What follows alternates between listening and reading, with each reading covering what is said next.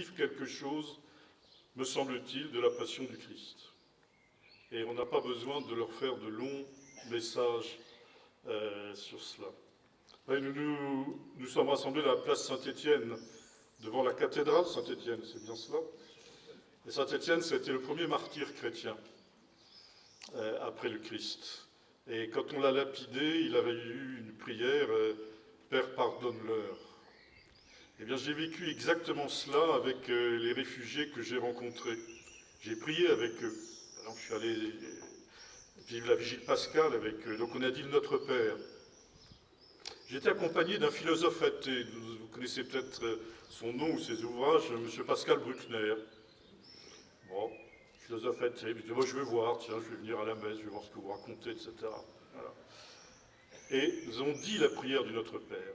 Pardonne-nous nos offenses comme nous pardonnons aussi à ceux qui nous ont offensés. Et une dame prend la parole et dit il faudra qu'un jour Dieu nous donne la force de pardonner à ceux qui nous ont fait du mal. Et à la suite, Pascal Bruckner était complètement bouleversé, ce qui, pour les chrétiens, est tout de même quelque chose qui fait partie de notre discours habituel, peut-être trop habituel d'ailleurs. Et Pascal Bruckner a dit « L'athée que je suis et que je reste s'est souvenu qu'il avait été baptisé un jour. » Voilà. Je crois que ce que vivent les chrétiens d'Orient, il nous renvoie à notre propre conscience, à notre propre identité. Est-ce que, pour ceux qui sont chrétiens, est-ce que c'est en chrétien que nous sommes capables d'aborder ce qui se passe ?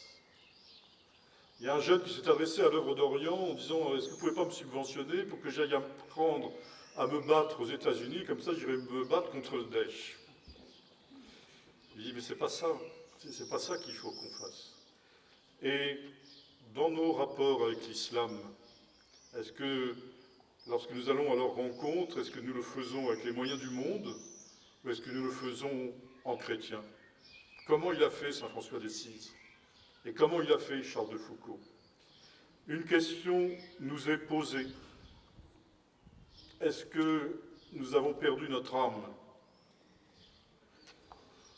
1000 jeunes Français sont intéressés par le fait d'aller partir se battre avec le Daesh.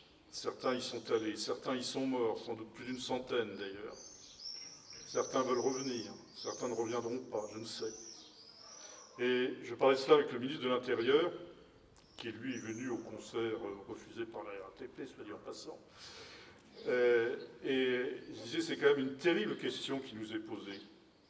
À nous, chrétiens, à nous, musulmans, à nous, laïcs, qu'est-ce que nous avons fait ou qu'est-ce que nous n'avons pas fait pour que 1000 jeunes Français aient envie de se battre avec le Daesh ? Parce qu'eux, ils ont vu les images que vous n'avez pas vues. Ils ont vu le pilote jordanien brûlé vif dans sa cage.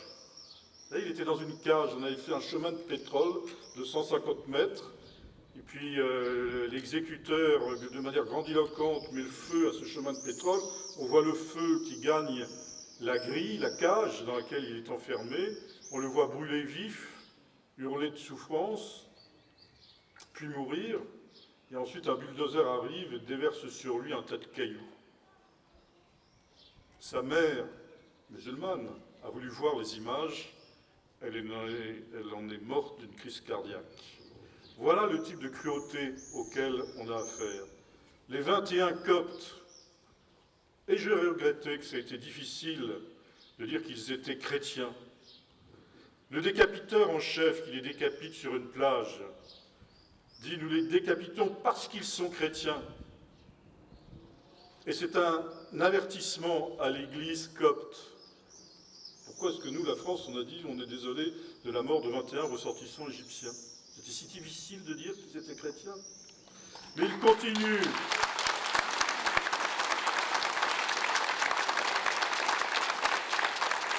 Il continue à pointer son poignard vers la France, et disant c'est aussi un message pour l'Europe qu'il appelle le royaume de la croix.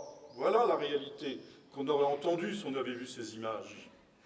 Savons-nous que le porte-parole du Daesh, oui, le califat de la haine, ce serait mieux de l'appeler ainsi, le porte-parole porte-parole du Daesh en novembre a appelé les musulmans, qui heureusement ne l'écoutent pas, en tout cas pas tous, à tuer des Français, en novembre.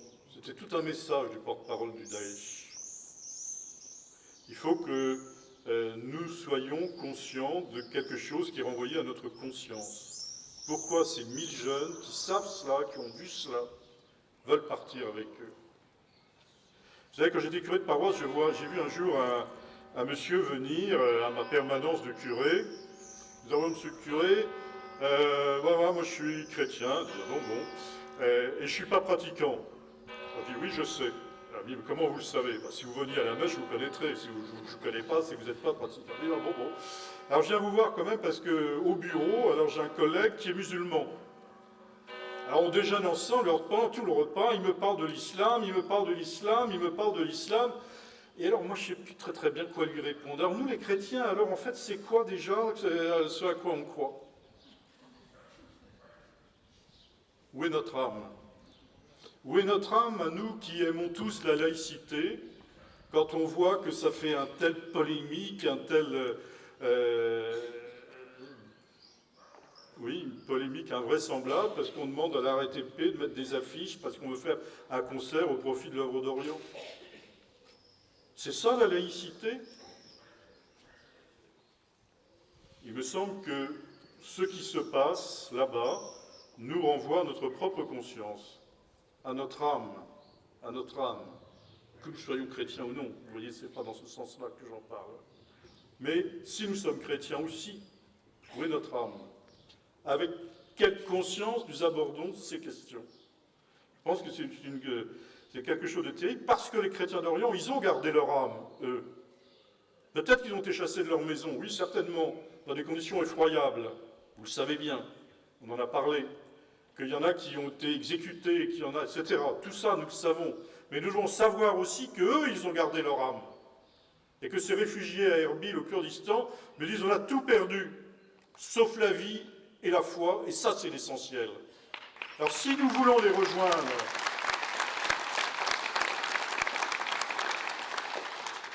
il ne s'agit pas simplement de les rejoindre avec des armes, ou les rejoindre avec les mains pleines pour aider leurs conditions matérielles. Il faut les rejoindre aussi en sachant ce qui est l'essentiel pour nous. Car ils nous le demandent, quand je vais les voir, moi, au Kurdistan. Ils disent alors, en France, il y a encore des gens de conviction? Voilà la question que j'entends. Voilà la question qui nous est posée. Et voilà, monsieur le député, dans notre réunion de ce soir, peut-être la première question qu'il faut que nous nous posions. Voilà une parole spirituelle, je ne sais pas, enfin de spiritualité. Je voudrais maintenant dire une parole d'action. Si nous voulons avoir un peu de respect pour ces chrétiens d'Orient et pour les autres minorités, qui parfois ont été encore beaucoup plus durement traitées que les chrétiens, parce qu'il y a une tradition dans l'islam des origines, que les chrétiens, on ne les tue pas. On les chasse, on les humilie, on leur fait des impôts spécifiques. Bon, enfin, en principe, on ne les tue pas, mais on voit bien qu'avec les Coptes, il y en a qui ont été massacrés, et d'autres. Eh bien, les Yézidis, ils ont été tués comme ça. Les chiites du nord de l'Irak, dès qu'il y en avait un qui était chiite, on le tuait. Et même aussi, d'ailleurs, des sunnites qui refusaient d'adhérer au Daesh. Tout de suite tués comme ça, comme des bêtes. Parce qu'il y a les images qui sont sorties sur Internet, mais nous, on a des images de centaines de milliers d'exécutions sommaires que j'ai remises à M. Fabius. Eh bien, nous devons arriver à poser des termes d'action concrète sur le terrain. C'est bien notre rassemblement. C'était bien le rassemblement au Cirque d'hiver à Paris. C'est bien tous les rassemblements qui se font quand même. Il y a une émotion dans le pays. On le sent bien. On le sent bien aussi dans les dons qu'on reçoit. Vous savez, on a triplé nos dons. Donc on sait cette émotion. C'est bien. On voit les paroles fortes que nos élus ont dit ce soir même notamment. Je suis touché par ces paroles. Mais en même temps, nous leur devons d'avoir des conséquences concrètes sur le terrain. Sans ça, on se moque d'eux. On se joue d'eux. Voilà. Ce n'est pas tolérable que la ville de Palmyre ait été prise. Elle est au centre d'un désert, plat comme cette table. Ils sont venus de Deir route unique dans le désert, 250 km, des milliers de soldats qui ont voulu prendre Palmyre. Comment est-ce possible? Comment est-ce possible qu'ils ont pris la ville de Ramadi en Irak. Comment est-ce possible qu'ils ont pris l'ensemble de la frontière entre l'Irak et la Syrie ces derniers jours? Enfin, est-ce qu'on a compris de quoi il s'agissait avec le Daesh? On ne peut pas se contenter de discours. Il nous faut des actions concrètes sur le terrain. Pourquoi est-ce que la France refuse de taper sur le Daesh en Syrie? Ce n'est pas acceptable.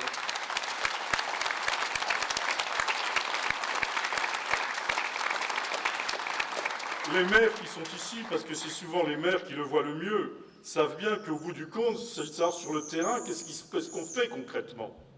Eh bien, si nous voulons vraiment être capables de regarder les chrétiens d'Orient les yeux dans les yeux, nous devons être capables de poser des actes qui se traduiront par quelque chose sur le terrain. Oui, on n'a pas à rougir de la France. Monsieur Fabius, dans les premiers jours de ce drame au Kurdistan, est venu, et je l'ai accueilli au bas de l'avion.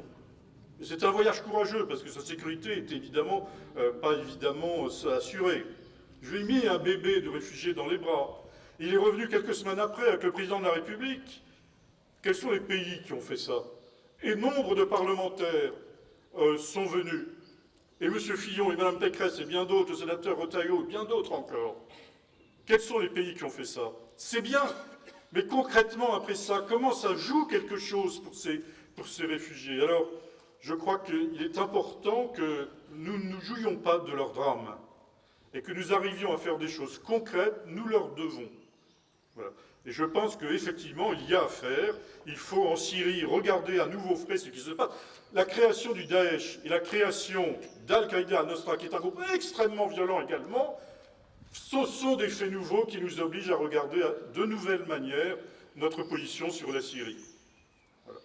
Quant à l'Irak, il faut absolument que les chrétiens puissent rentrer chez eux dans la plaine de Ninive.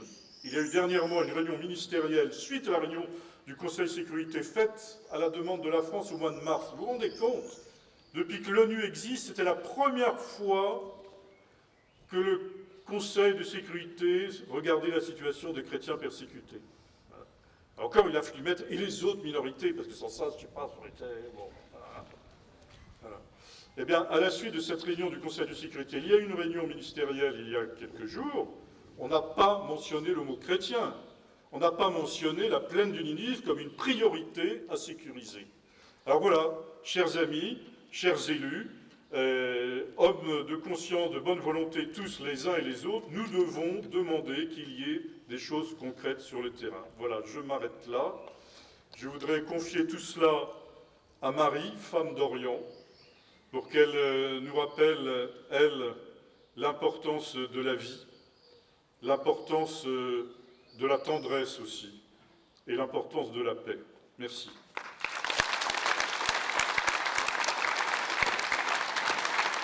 Qu'il nous soit permis d'exprimer notre reconnaissance à vous qui êtes venus entendre ceux qui avaient un message à porter. Ce soir, c'est l'appel d'Auxerre, au fond, qui a été lancé.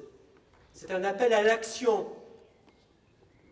juridique, législative, à l'action diplomatique, à l'action militaire, à l'action gouvernementale. Cet appel, il ne doit pas rester sans réponse. C'est l'appel d'Auxerre. Merci d'avoir, mesdames, mesdemoiselles, messieurs, été là pendant plus de 2 heures. Dans notre diversité, je crois que c'est la première fois, depuis bien des années, que tous les parlementaires de Lyon, que le maire de la capitale départementale, que le maire de Sens, que le maire d'Avallon, que des maires de Puisay, de Forterre, du Sénonais, du Gâtinais, sont tous ensemble réunis pour lancer cet appel. Merci à tous.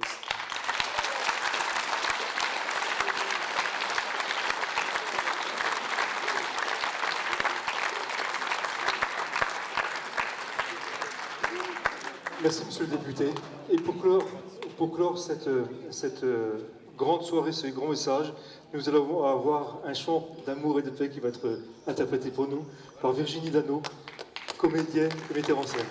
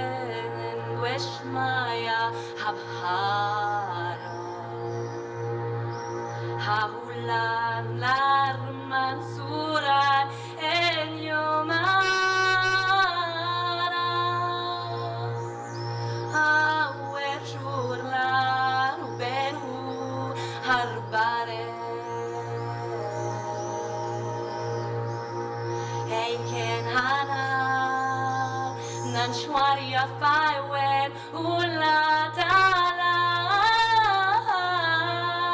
intiona hella paz alen bisha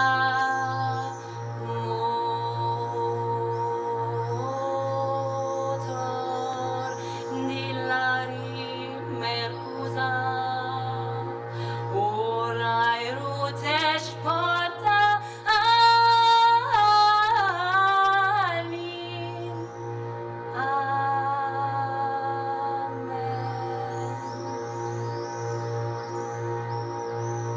Merci, c'était le Notre Père en araméen.